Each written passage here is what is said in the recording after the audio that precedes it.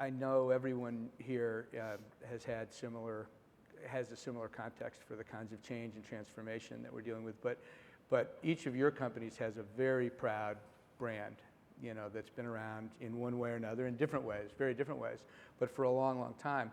And how do you balance the inevitable move towards more technology, to more digitization, to the banging away and all the different things that we're experiencing? How do you keep the whatever the stagecoach says?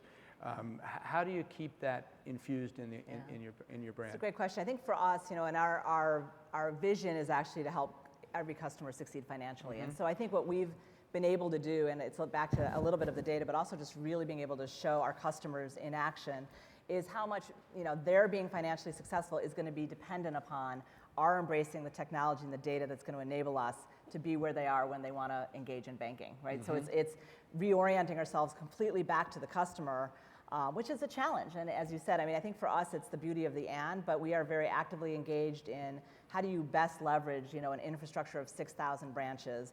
We do 6 billion transactions a year, mm-hmm. Which is a lot of data. And so part of our challenge is how do we get that data into bite-sized, right, usable nuggets so that the organization can embrace it. But we find if you just consistently go back to our vision and values, that's really what's enabled us to navigate this. And then the hardest part for us has probably been that notion of speed, right? Mm-hmm. Because as a bank and as a financially heavily regulated organization, speed is sometimes your enemy because you're prone to make mistakes. And so changing the culture to be comfortable with taking some risks and some chances in the spirit of learning, I think has been the biggest change for us.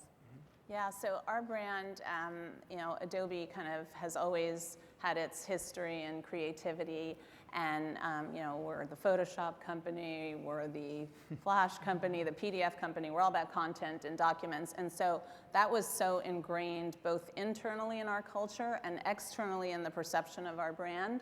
So we knew we couldn't lose that heritage and the whole creative aspect, and so we have a very high bar in terms of the work that we do.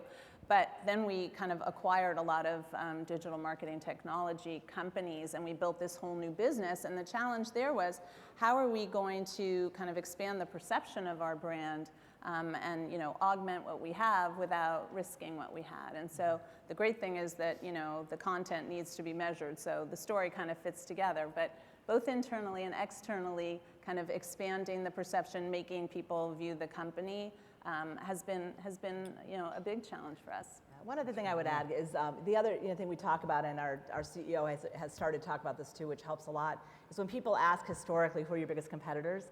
I think as a bank we would always have answered Chase or B of A or and today we would answer Google or Amazon. And I think just by virtue of putting ourselves into a very different consideration set, which we think is very real, by the way, certainly around payments and transactions, I think the whole organization had to reorient itself and still think about being an exceptional service provider, but in a very different context.